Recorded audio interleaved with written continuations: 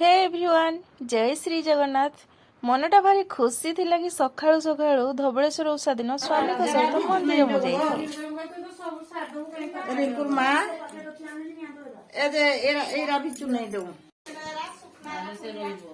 मंदिर रु फेरिला परे आमर एठी परिवा कटा चलची समस्ते मिसिकी काटुछंती धबळेश्वर उषा रे माने भोग रंधा हबो तो तार प्रस्तुति चलची।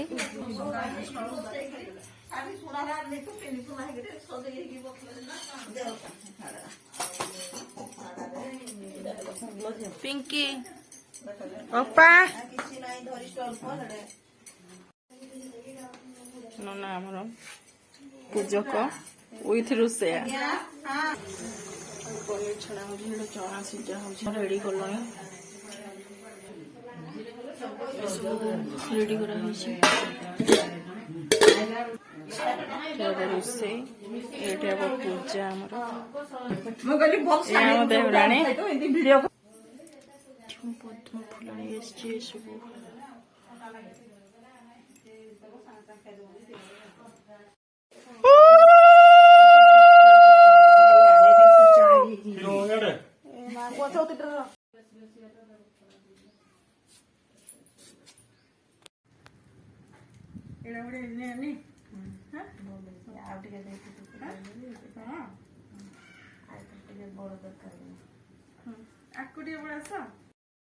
कार्तिक मास शुक्ल पक्ष चतुर्दशी तिथि रे मो स्वामी जन्म होते धबळेश्वर उषा परे परे से जन्म होते तो आज तांकर जन्मदिन तो से बहुत ही खुशी तांको मंदिर भी नहीं कि जाइथिली आ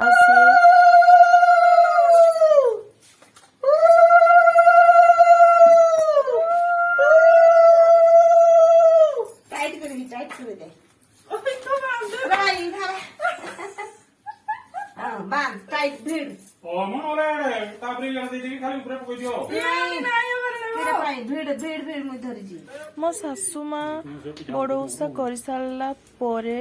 मो स्वामी के जन्म करथिले तो मु आगरू माने मैरिज पूर्व मुझे बड़ ओषा कर जेहेतु मो सासू माँ करुले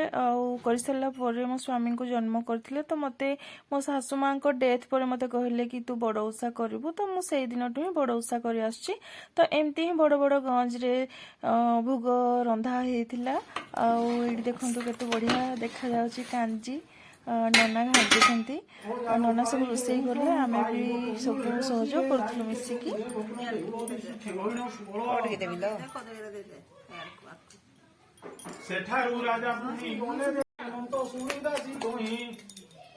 नतमस्तके से नमयी बोले प्राध क्षमा करो ज्ञानी मुदासी मातर बचारी परिचय प्राध दिली देव क्षमी धरुची चरण प्रसन्न धरण राण राजा बोलती दासी शुण भयर नाहि कारण जहाँ नरमणि घुचिब दशा पुणी शून्य उत्कल राजन बोल विनय वचन एका तो तेजे संगे नहीं कानूने भ्रमे भय नाही बाघ भालू तस्कर केते अछंती ए घर बनस्ते दासी बोले शुण तू संगते संसार सारं भुजगेन्द्र हारं सदा वसन्तं हृदयारविन्दे गौरं करुणावतारं संसार सारं भुजगेन्द्र हारं सदा सबु उषातुणी आमे मिसिकी कर्पूर आरती करिथिलु कर सारा निज निजर जो दीप बसैथिलु दीप बुलैथिलु आ बंदापना करिथिलु फूल दे पुष्पांजलि भी देइथिलु मुंडिया मारिथिलु एमती ही थिला बड़ ओषा आ मते तो बहुत ही भल लागे नड़िया फटेया पई तो मते नड़िया फटेया पई कहिथिले आपण माने देखि दियंतु ए वीडियो माध्यम रे एटा गजमंडा भोग लागिछि पंचामृत आ गजमंडा भोग लागिछि। हाँ मु कहबा को भूली जाइछि चौपती गजमंडा सहित तोरण भोग भी लागिछि जोटा कि हुड़हुड़ी देगी तोरण हांडी रे मु जो फूल माला पकोथि माने बांधी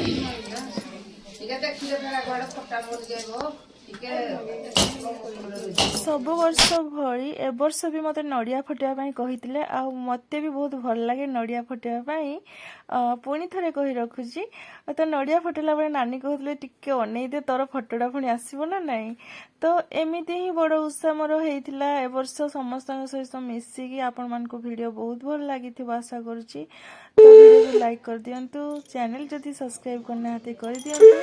ଆଉ ବହୁତ ଭଲ ଲାଗୁଛି କି ଲାଗୁନି କମେଣ୍ଟ କରିକି କୁହନ୍ତୁ କ'ଣ କେମିତି ଲାଗୁଛି ଭିଡ଼ିଓ।